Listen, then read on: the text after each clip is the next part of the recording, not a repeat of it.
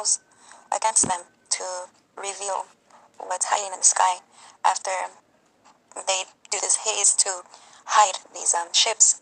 Right before hurricanes or earthquakes happen, these ships are on standby in the sky, and not everyone can see them. So I figured out a way where I can edit the picture to a point where I can bring up the contrast and bring down the brightness, because there might be an LED light that they are using to hide these abnormalities that are in the sky. When you see clouds that are very edgy and just weird abnormalities in the clouds, they tend to be ships, and these ships formulate their own sets of clouds to hide themselves. And in this picture, I can already see the ship. I'm not sure if it's the entrance of the ship, and we're looking at the bottom part. But so what I do is we're going to go to the toning, and we're going to start off with the highlight and shadow. So like I said, all we're doing is using their tools against them. So we want to bring up the shadows, because that's what has edges, and see how when we don't bring up the shadows, it looks dark. So now it's going to highlight everywhere else, even the street. I just want it like up to here.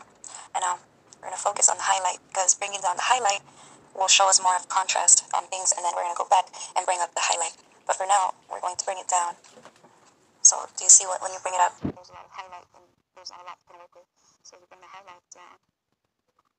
And now this is the same method that I've used when I want to see if there's any scars on people that have inverted themselves. It's the same kind of tactics, because these people, when they take a picture, they use a white light, and the white light covers their facial features and things like that, and it softens them up. Same reason when girls take a picture right by the window or in the sun to cover their ugliness. That's kind of how it is. It's the same thing.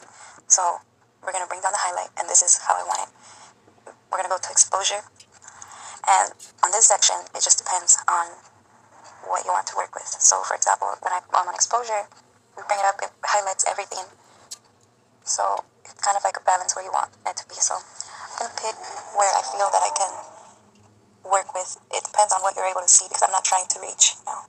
So I think this is a good balance. And now I'm going to go to the gamma, and the gamma is very important because it's light, but it's supposed to be the natural sunlight, and you cannot trick the natural sunlight. So we're going to bring that up. And now I just want to show you real quick what I mean by the entrance of the ship would be this right here. Do you see the stairs right there? And now on the edge, you can see it's like a dog-like figure on the same side that is over here. And this almost looks like a hooded man riding two animals, but what it actually is, it's the top, and it opens and is closest, where you see it's like a square shape. And these are the stairs. This thing at the top, what it looks like to be a man with a hood, is the top of a ship. And the top part, we can see the circle right here. That's still part of the ship. Now, it's so big that your eyes can't imagine to see it. You have to take a picture of it to see the bigger picture of the whole ship. The shadowy part is actually the bottom part of the ship, and that's why it looks like a rectangle. So yes, moving on, we're going to raise up the gamma. And we're going to leave it like to this much, because I'm going to work on contrast still, and I still need some light to work on.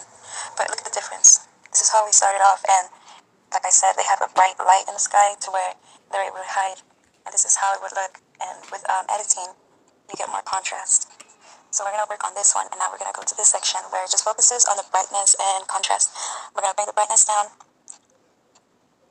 and work on the contrast. And now using this contrast, we're going to bring up the brightness. And give it a little bit more contrast. But I still want to be able to see the bottom part. Okay. So, pretty interesting, huh? Pretty interesting, huh? These two dogs remind me of the dog of Horus. That's what these two things look like, and this looks like an Egyptian architect kind of ship.